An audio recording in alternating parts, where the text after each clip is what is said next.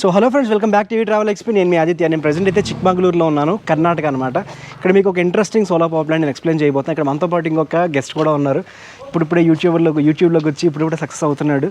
ఏదో అట్ట మీద పడి ఏంటి కదా నాకు చెప్పకుండా వచ్చాయండి చిక్మంగళూరు సర్ప్రైజ్ ఇద్దామని. నిజంగా మనోడు వచ్చాడు, నాకు తెలియదు. అప్పటికప్పుడు డోర్ ఓపెన్ చేసి చూస్తే కరెక్ట్గా కళ్ళ ముందు కనిపించాడు. అడ్రస్ పంపించమంటే పంపించాను. సో ఏంటి ఇప్పుడు నెక్స్ట్ ప్లాన్ ఏంటి అంటే సోలార్ సరిగ్గా ఇన్స్టాల్ చేస్తున్నా లేదు కనుక్కుందామని ఇన్స్పెక్షన్కి వచ్చాడు. ఇన్స్పెక్షన్ కోసం వచ్చా. మనైతే ఇప్పుడు నెక్స్ట్ ప్లాన్ ఏంటి? 2 రోజులు ఇక్కడ టైం స్పెండ్ చేసి వెనక్కి వెళ్ళడమే. వెనక్కంటే ఇంకా ఇంటికి బెంగళూరు నుంచి బెంగళూరు వెనక్కి బ్యాక్. సో ఓకే అయితే బాయ్, జాగ్రత్త, take care, bye bye. So friends ఇప్పుడైతే మనము సోలార్ పవర్ ప్లాంట్ గురించి ఎక్స్ప్లెయిన్ చేయబోతున్నాము. ఇక్కడ వచ్చేసి మనకి కర్ణాటకలో మెయిన్ ప్రాబ్లం ఏంటంటే బెస్కామ్, అంటే మనకి ఎలక్ట్రిసిటీ బోర్డు నుంచి విపరీతమైన ప్రాబ్లం అయితే ఉంటుంది. సో అక్కడ మనం సోలార్ పవర్ ప్లాంట్ అయితే పెట్టి ఎండలు పెద్దగా లేని ప్లేస్లో కూడా మనం సోలార్ పవర్ ప్లాంట్ రన్ చేస్తున్నాము. బాయ్, జాగ్రత్త. సో ఇక్కడ మనతో పాటు ఎక్స్ప్లెయిన్ చేయడానికి ఇందిరాగిరి ఇండస్ట్రీ నుంచి వచ్చిన తేజమూర్తి గారు, ఆయన మనం ఒకసారి అడిగి డీటెయిల్స్ తెలుసుకుందాము. సార్ నమస్తే అండి. నమస్తే సార్. సార్ ఇప్పుడు ఇక్కడ ప్లాంట్ ఎందుకు స్పెషాలిటీ ఇక్కడ? సార్ ఇక్కడ యాక్చువల్గా వీళ్ళకి పవర్ కట్ ఒకటి మెయిన్. సెకండ్, మనం ఇక్కడ సోలార్ ప్లాంట్ చేయడానికి వీళ్ళకి రిక్వైర్మెంట్ అనేది రోజుకి 30,000 లీటర్స్ మినిమము, మ్యాక్సిమం 50,000 లీటర్స్ వాటర్లో అయితే ఇంపార్టెంట్.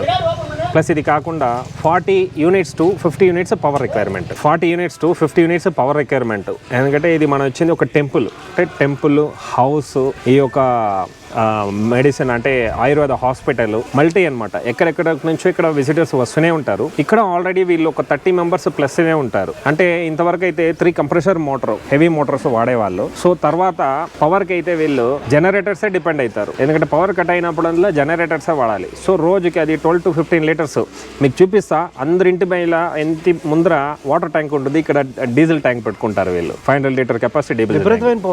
పవర్ కట్స్ బాగా మీరే చూసుకుంటే మనం కూడా ఎందుకంటే హిల్ స్టేషన్, ఇంకొకటి క్లైమేటిక్ కండిషన్ అలానే ఉంటుంది కాబట్టి వెంటనే రెక్టిఫై చేయడానికి అందుబాటులో ఉంటారు. కానీ వాళ్ళకి టైం పడుతుంది. కొన్ని చోట్ల ఈ చెట్లు పడిపోవడం వల్ల ఇంకా బాగా డిలే అవుతుంది. ఇక్కడ మీరు ఏం పెట్టారు సార్? సార్ ఇక్కడ మనము ఒక 8 HP మోటార్ ఇచ్చాం సార్. అంటే 3 HP మోటార్స్, బోర్వెల్ 2 ఇచ్చాము. ఒక 2 HP ఓపెన్ వెల్ బోర్ ఇచ్చాము ఇక్కడ. ఎందుకంటే వీళ్ళకి ఈ ఒకే ఇన్పుట్ తోటి అంటే ఒక 4 ప్యానల్స్ మనము పెట్టి మోనోలో ఆఫ్ కట్ సెల్స్, ఈ 3 మోటార్స్ లో కంప్లీట్ నేను ఏదైతే ఇంతవరకు మీకు చెప్పడం 30,000 to 50,000 లీటర్స్ అనేది వీళ్ళకి సాల్వ్ అయిపోతుంది.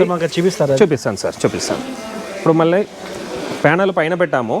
ప్యానల్ నుంచి ఏంటంటే మనకు ఇన్పుట్ అనేది డైరెక్ట్గా మీరు చూడొచ్చు. ప్యానల్ నుంచి ఇన్పుట్ ఇక్కడ మీకు తెలుస్తుంది, జస్ట్ ఎంసీబీ ఇంతవరకే. ఏంటంటే ప్యానల్ నుంచి డైరెక్ట్గా ఇక్కడ వస్తుంది. ఇది 2-way చేంజ్ ఓవర్ పెట్టాము, ఎందుకంటే ఇందులో ఒక మోటార్ ఉంది. ఇది borewell, open well, borewell. Okay, borewell మీకు దాదాపు ఇది 380 ఫీట్స్లో ఉంది. ఓకే, అంటే 1.5 ఇంచ్ ఇక్కడ ప్లాన్ చేసాము. ఇదేం చేస్తుందంటే ఈ బిల్డింగ్ మీద ఉన్న ట్యాంక్, ఒక 1000 లీటర్ ట్యాంకు ఫిల్ చేసుకుంటారు. ఇక్కడ నుంచి ప్యారలల్గా మనకు టెంపుల్ ఉంది కదా, టెంపుల్కి డైరెక్ట్గా మీకు సంప్కి 30,000 లీటర్ ఫిల్ అవుతుంది. Sump 30,000 litre capacity. సో ఈ 30,000 లీటర్ వాళ్ళు ఫిల్ చేసుకున్న తర్వాత అక్కడి నుంచి మళ్ళీ ఇంకొక ప్యారలల్ లైన్ ఓపెన్ వెల్ పైన చూపిస్తాను. ఇక్కడ ఈ డిస్టెన్స్ కూడా మీరు చూసుకోండి. ఇక్కడ నుంచి ఇప్పుడు ఇక్కడ ఒక 380 లిఫ్ట్ చేసింది. ఇది పైప్ ఇక్కడ చూడండి. సో ఇది ఒక మోటార్ అండి. ఇక్కడ గేట్ వాల్ ఉంటుంది, పైప్ పడేము కదా. ఈ పైప్ నుంచి మనకు వాటర్ అయితే అక్కడ దాకా వెళ్తుంది. ఆన్ చేసి వచ్చేసేనా ఫ్రెండ్స్? ఇదంతా మనకి ఏంటంటే ఒక ఆశ్రమం అనమాట. సో ఇక్కడ మనకి so authentic Karnataka style. Cable కూడా చూసుకోండి మీరు, ఇక్కడ నుంచి వస్తుంది. ఏది సార్? ఇప్పుడు పైన మనం ప్యానల్స్ పెట్టాము. ఇప్పుడు ఈ కేబుల్ వస్తుంది కదా, ఈ కేబుల్, ఈ block. Okay, 3 core 3 core cable. Okay, యాక్చువల్గా 2-way మనకు కావాల్సింది. అది ఎగ్జిస్టింగ్ వీళ్ళు జనరేటర్కి వాడినారు, దాన్ని మనం లూప్ చేసుకున్నాం. ఏంటి సార్, ఆడీలు, ఫార్చ్యూనర్లు అన్నీ బాగా పకడ్బందీగా ప్లాన్ చేశారు. మైక్ చాలా బాగుందండి. ఏరియా మాత్రం నిజంగా మాటల్లో చెప్పలేనంతగా అయితే ఉంది.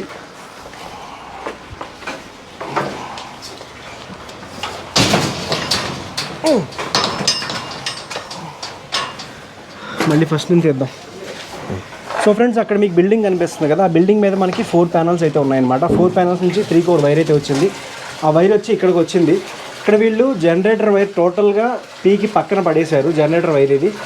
అండ్ దాని తర్వాత ఇది ఒక సంప్ అనమాట. చూడండి వాటర్ ఎంత ఫోర్స్గా వస్తుందో. సార్ ఎంత హెచ్పి ఇది? ఇది వచ్చేసి 3 HP sir. 3 HP sump capacity ఎంత? ఈ సంప్ కెపాసిటీ 30,000 లీటర్స్. అంటే ఇప్పుడు ఇది 280 feet నుంచి లిఫ్ట్ చేస్తుంది. 280 feet నుంచి లిఫ్ట్ చేస్తుంది. చాలా పెద్దగా వస్తుంది. అవును, ఇది యాక్చువల్గా 2 inch పైపు, 1.5 inch డెలివరీ వస్తుంది. ఇది కూడా 4 panels నుంచే. 4 panels నుంచే. సో ఇది ఆన్ అయితే అక్కడ ఆ మోటార్ ఆఫ్ అయిపోతుందా? లేదు, ఆఫ్ కాదు. వోల్టేజ్ వేరియేషన్ అయినప్పుడు ఆఫ్ అవుతుంది, కానీ ఎందుకంటే 3 motors పెట్టాము, ఎనీ 2 రన్ చేసుకోవచ్చు మనం. సో డిస్ట్రిబ్యూట్ చేసుకుంటుంది. తర్వాత ఇక్కడ నుంచి ఒక లోపల బోర్వెల్ ఉంది, ఇది ఓపెన్ వెల్, అది 2 HP. దాని నుంచి ఆ పైప్ వెళ్తుంది, పైన ట్యాంక్కి వెళ్తుంది. ఏం సార్ ఇది అంత పెద్ద క్రిస్టఫర్ నోలన్ సినిమాలా ఉంది. ఒకసారి ఇక్కడ అంతా చూడండి, అంతా కనీసం ఒక 2-3 పావులు అయితే దీనికి కింద ఖచ్చితంగా ఉండుంటాయి.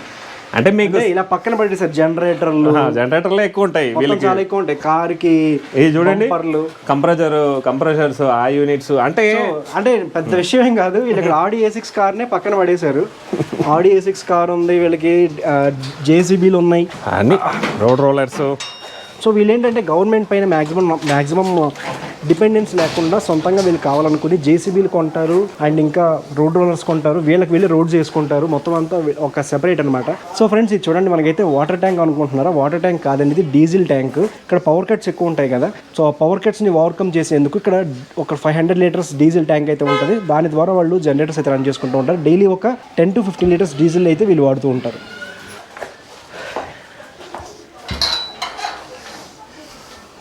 తర్వాత ఇది ఒక మోటార్ సార్. ఓకే, ఇది బోర్వెల్. ఎందుకంటే ఇది ఈశాన్యంలో ఉంటుంది, ఆ దాంట్లో ఎక్కువ వాటర్ ఉంటుంది, దీంట్లో తక్కువ వాటర్ ఉంటుంది. అయినా కానీ ఇక్కడ ఒక మోటార్ పెట్టాం. ఎందుకంటే ఏ ఇంట్లో కానీ ఈశాన్యం అంటే ఒక బోర్ని ఎంటీగా ఉంచకూడదు, అంటే గురువు గారి ఆజ్ఞ ఇది. ఖచ్చితంగా మీరు ఇది డైలీ ఒక 1/2 hour రన్ చేయాలని. సేమ్ ప్యారలల్ ఇన్పుట్ తోటి ఇప్పుడు మీకు ఇది ఆన్ చేసి చూపిస్తాను. సో ఇప్పుడు స్టార్ట్ అయింది.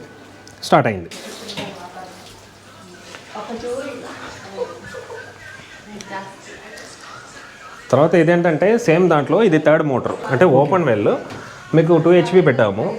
ఇదేమవుతుందంటే ఇప్పుడు సోలార్ పైన వచ్చేసి 10,000 liters సంపు, అంటే 15 minutesలో ఫుల్ అయిపోతుంది. ఇన్ కేస్ వీళ్ళకి ఎందుకంటే కంప్లీట్ సోలార్ కదా, ఇది హౌస్ పర్పస్, సంపుకి 2-3 times చేయాల్సి ఉంటుంది. నైట్ టైం పవర్ కావాలంటే ఇక్కడ AC to DC కన్వర్టర్ పెట్టాం. AC to DC main power పైన, అంటే పవర్ అంటే అది కూడా ఇక్కడ మళ్ళీ 10 kV సోలార్ పెట్టాము, అది మీకు చూపిస్తాను రండి. ఆ సోలార్ నుంచి మళ్ళీ ఇది రన్ అవుతుంది.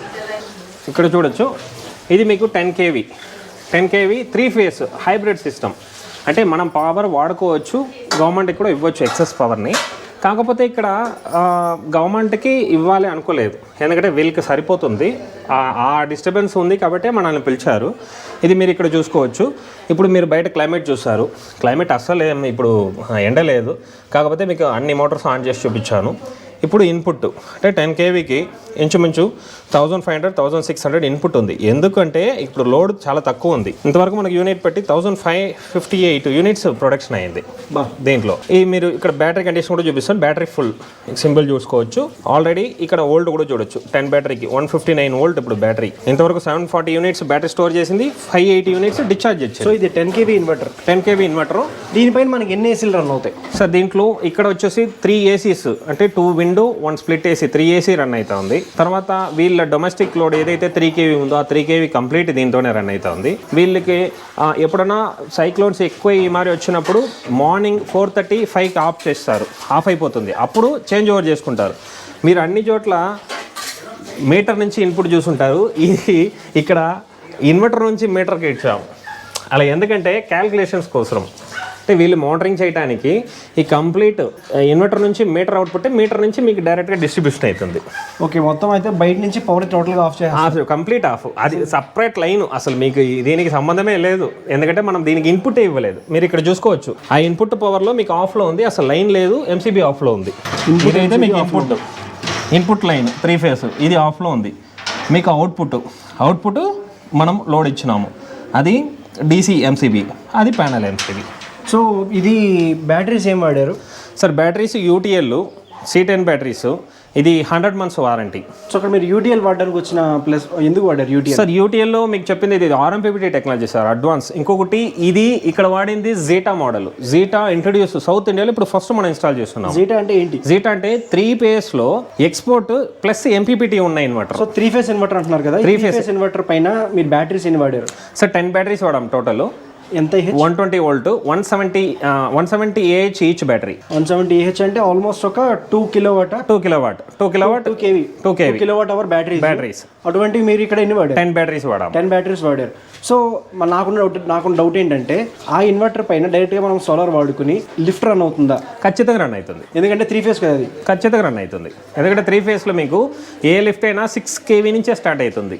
ఓకే, ప్లస్ ఆర్ మైనస్ ఒక 10 వరకు వెళ్తుంది. కాబట్టి అక్కడ మనం ఇది డిజైన్ చేసి ఇచ్చాం. కాబట్టి ఇక్కడ మనం మెయిన్ చూసుకోవాల్సింది ఏంటంటే అది ఎంతసేపు రన్ అవ్వాలి, దానిపై ఎంతసేపు రన్ అవ్వాలి, ఎన్ని ఆంపియర్ మాక్సిమం తీసుకుంటుంది. నా క్యాలిక్యులేషన్ ప్రకారం ఒక లిఫ్ట్ అనేది 16 ఆంపియర్ తీసుకుంటుంది. 16 ఆంపియర్ ఓకేనా ఇది? Okay sir, no problem. ఎంతసేపు రన్? ఎందుకంటే మనకి ఈచ్ ఫేస్ ఇది 16 ఆంపియర్ సపోర్ట్, మాక్సిమం సపోర్ట్. ఒక లిఫ్ట్ ఎంతసేపు రన్ అవుతుంది ఈ సెటప్ పైన? ఈ సెటప్ పైన అయితే 70 to 80 టైమ్స్ ఆపరేట్ చేసుకోవచ్చు వితౌట్ ఎలక్ట్రిసిటీ, నైట్ లో వితౌట్ సోలార్. సో నాకున్న డౌట్ ఏంటంటే ఇప్పుడు అపార్ట్మెంట్స్ ఏవైతే వాడుతున్నారో వాళ్ళు డీజిల్ జనరేటర్కి వెళ్ళే బదులు ఈ సెట్ చేసుకోవచ్చా? ఖచ్చితంగా దీంట్లోనే కంటిన్యూస్ గా రన్ చేయొచ్చు. కమర్షియల్ కాంప్లెక్స్ కూడా దీంట్లో వాడుకోవచ్చు. ఓకే, కమర్షియల్ కాంప్లెక్స్ అంటే ఆల్మోస్ట్ ఒక 3 AC. ఎందుకంటే డేలో వాడేది ఫ్రీ, డేలో ఇన్పుట్ ఎలాగో ఫ్రీ. నైట్ టైం మాత్రమే బ్యాటరీస్ వాడతారు. బ్యాటరీస్ మీద 60 to 80 టైమ్స్ వాడుకోవచ్చు, ఆపరేట్ చేసుకోవచ్చు లిఫ్ట్ ని. సో మనకి సెటప్ అంతా సపోజ్ మీరు ఏదైతే ఒక అపార్ట్మెంట్ కోసం డీజిల్ జనరేటర్ అంటే ఆల్మోస్ట్ ఒక 4-5 lakh అయితే అవుతుంది. 4-5 lakh నాకు తెలిసి ఇంకా అది కూడా తక్కువేనేమో. ఇది ఎంత పడుతుంది ఈ సెటప్ కనుక ఒక అపార్ట్మెంట్కి పెట్టాలంటే? సరే, ఇది హైబ్రిడ్ కాబట్టి మీకు 9 lakhs పడుతుంది కంప్లీట్ కిట్. ఇదే 10 కిలోవాట్ 3 ఫేస్. ఇదే మనము ఆఫ్ గ్రిడ్ చేయాలనుకోండి, ఎక్స్పోర్ట్ కాకుండా మనం ఓన్గా వాడుకోవాలంటే ఇంకొక 5,000 to 7,000 మనకు తగ్గుతుంది. అంటే 8.5 lakhs నుంచి మనం చేసుకోవచ్చు. 8.5 lakh లో ఒక ఇంటికి, అంటే ఏదైతే మీరు ఒక అపార్ట్మెంట్కి డీజిల్ జనరేటర్ లేకుండా ఎవ్రీ మంత్ డీజిల్ ఖర్చు లేకుండా ఒక అపార్ట్మెంట్ని రన్ చేయొచ్చు. అంటే అపార్ట్మెంట్ని కాదు, కామన్ మీటర్ని ఏదైనా రన్ చేయొచ్చు. కామన్ మీటర్ రన్ చేసుకోవచ్చు. సో ఫ్రెండ్స్, మీకు నేను పైన ప్యానల్స్ కూడా నేను డ్రోన్ షాట్లో చూపిస్తాను. సార్ దీనికి మరి వారంటీస్ ఎలాగా? సార్ ఇది వచ్చేసి కంప్లీట్ కిట్ 5 years సార్. దాంట్లో ఫస్ట్ ఏంటంటే main part battery 5 years replacement ఉంటుంది. ఆఫ్టర్ 5 years సర్వీస్, అంటే ప్రోడక్ట్ వారంటీ అంటాము. అంటే ఒక 8th year వెళ్ళింది అనుకోండి, బ్యాటరీ పాడైపోతే కూడా 50% క్లెయిమ్ అయిపోతుంది. ఓకే, ఒకటి. ఇంకొకటి ఇన్వర్టర్ మీకు 5 years వారంటీ. తర్వాత solar panel 10 years replacement. 5 years తర్వాత ఇన్వర్టర్ పాడైపోయినా రెడీ చేసుకోవచ్చు. దానికి ఏంటంటే సర్వీస్ కాస్ట్ అనేది ఫ్రీ ఉంటుంది, స్పేర్ పార్ట్స్ కాస్ట్ మాత్రం ఉంటుంది. ఓకే, మొత్తం మీ సెటప్ అంతా యూటీఎల్ ప్యానల్స్ వాడారు, యూటీఎల్ ఇన్వర్టర్ వాడారు, యూటీఎల్ బ్యాటరీస్ వాడారు. అవును. అంటే జనాలకు ఉండే డౌట్ ఏంటంటే జనరల్గా అందరికీ అలవాట్లో ఉండేది ఎక్సైడ్ వాడచ్చు కదా, అమెరాన్ వాడచ్చు కదా, లూమినస్ వాడచ్చు కదా అంటారు. సో దానికి ఉన్న డిఫరెన్స్ అంటే మేము టెక్నాలజీ ఏది బెస్ట్ అని చూస్తుంటాం. ఇంతకుముందు మీకు చెప్పుంటాను, నేను కూడా అన్ని బ్రాండ్ డీలర్ డిస్ట్రిబ్యూటర్ని. ప్రతి ఒక్క బ్రాండ్లో ప్లస్ ఆర్ మైనస్ ఉంటుంది. దాంట్లో ప్లస్ ఏదైనా చూసుకునేసి మనము ఎంత అడ్వాన్స్ ఇస్తున్నారో ఆ కిట్ ని RMPPT. సో మనకి లూమినస్ లో RMPPT ఉందా? లేదు సార్, లేదు. RMPPT ఎవరికి? ఓన్లీ ఫర్ ఇండియాలో ప్రెసెంట్ లూమ్ దగ్గర, ఇది యూటీఎల్ దగ్గరే ఉంది. యూటీఎల్ దగ్గర ఉంటాయా? లూమ్ లో కూడా లేదు సార్, లూమ్ లో కూడా లేదు. ఇంకొకటి, మనము ఈ కెపాసిటీలో కంప్లీట్ ఇక్కడ స్టోరేజ్ 80% డిశ్చార్జ్ చేస్తున్నాం. ఇక్కడ జనరల్గా అయితే 50% డిశ్చార్జ్, ఇక్కడ 80% సెట్ చేసుకోవచ్చు. మనం మొత్తం మాన్యువల్ గా సెట్ చేయొచ్చు. సో నాకు తెలిసింది ఏంటంటే బ్యాటరీస్ ఎప్పుడు ఛార్జింగ్ డిశ్చార్జింగ్ అవుతూ ఉంటే లైఫ్ ఎక్కువ. సో ఇదేంటంటే ఖచ్చితంగా రోజు డిశ్చార్జ్ అవుతాయి. రాత్రి అంతా రోజు డిశ్చార్జ్ అవుతాయి, మళ్ళీ మార్నింగ్ రోజు డిశ్చార్జ్ ఛార్జ్. సో ఎప్పుడైనా ప్లాంట్ ఆఫ్ అయిపోయే సిచ్యువేషన్ ఎప్పుడైనా ఉంది సార్. ఇక్కడ మీకు తెలుసు 150 to 170 days rain time continuous గా. మీరు పగలంతా సోలార్ లో ఛార్జ్ అవుతాయి, నైట్ ఒకవేళ రాత్రి ఎప్పుడు ఆఫ్ అవుతుంది ప్లాంట్? సరే, ఇక్కడ ప్లాంట్ వచ్చి 4 o'clock or 4:30 ఆఫ్ అవుతా ఉంది. 4:30 రెయిన్ పడితే, ఇప్పుడు ఈ రోజు లైన్ లేదు, నెక్స్ట్ డే ఆగదు. సో ఒకవేళ ఆఫ్ అయిపోతే వీళ్ళు ఏం చేయాలి? వీళ్ళు ఆఫ్ అయిపోతే ఏం చేస్తారంటే ఈ కిట్ని ఆఫ్ చేసి చేంజ్ ఓవర్ పెట్టుకుంటారు. ఇక్కడ చేంజ్ ఓవర్ ఇక్కడ ఉంది మీకు. ఓకే, అప్పుడు వీళ్ళు ఈబీకి వెళ్తారా? ఈబీకి వెళ్తారు. తర్వాత ఒక 50 minutes తర్వాత ఆపేసి మళ్ళీ ఆన్ చేస్తే మళ్ళీ మీకు 1 hour ఇది రన్ అయిపోతుంది. ఎందుకంటే ఆల్రెడీ 20% ఎక్స్ట్రా ఉంటుంది కదా. సో వీళ్ళకి పవర్ బిల్స్ ఎలా సేవ్ అవుతున్నాయి? ప్లాంట్ పెట్టి ఎన్ని రోజులు అయింది సార్? ఇది మనం పెట్టి 1.5 months అయింది. యాక్చువల్గా వీళ్ళు 10 to 12,000 month అయింది. 1.5 month అయింది. సో అక్కడ రీడింగ్ అయితే 1558 యూనిట్లు చూపిస్తుంది. అవును. అంటే 1.5 month లో ఆల్మోస్ట్ ఒక 900 units దాకా జనరేట్ అయింది. ఇది 10 kilowatt ప్లాంట్. అవును, 10 kilowatt ప్లాంట్. అది కాకుండా మనము 1 week తర్వాత రీసెట్ చేసాము. రీసెట్ చేసినప్పటి నుంచి అది ఆ 1 week. పవర్ బిల్ గురించి చెప్పండి. పవర్ బిల్ ఇక్కడ 10 to 12,000 ఇప్పుడు మళ్ళీ పెంచారు. పెంచక ముందు చెప్తున్నాను, అంటే 1.5 month బ్యాక్ 10 to 12,000 వీళ్ళకి వచ్చేది పవర్ బిల్. ఇప్పుడు ఏంటంటే 850 rupees, అంటే 1,000 rupees లోపలే వస్తుంది. 12,000 సేవ్ అయింది. సో జనాలకు ఉండే డౌట్ ఏంటంటే సరే ఇప్పుడు అంతా బాగానే ఉంది, 9 lakhs ఇన్వెస్ట్మెంట్ నేను వడ్డీకి ఇచ్చుకుంటే ఒక ఎంతో వస్తుంది, సపోజ్ ఒక సర్టెన్ అమౌంట్ వస్తుంది, 18,000 వస్తుంది ప్రతి నెల, దానికి కరెంట్ బిల్ కట్టుకోవచ్చు కదా అంటారు. సో ఇక్కడ ఉండే ప్లస్ పాయింట్ ఏంటంటే పవర్ కట్ అయినా కూడా కర్ణాటక లాంటి స్టేట్లో పవర్ కట్స్ ఎక్కువ ఉంటాయి, వాళ్ళకి ఇది బెనిఫిట్. సో నెక్స్ట్ దీంట్లో ఏంటంటే మనకి మెయింటెనెన్స్ ఏంటి సార్? మెయింటెనెన్స్ ఏం లేదు sir, distil water every 3 months once. ఇప్పుడు మీరు చూసుకోవచ్చు లెవెల్ ఇండికేటర్, ఇప్పుడు 1.5 months మనకు 50% కూడా కాలేదు, ఇంకా 25% తగ్గింది. ఓకే, ఈ రెడ్ పాయింట్కి వచ్చిందంటే టాప్అప్ చేయాల్సి ఉంటుంది.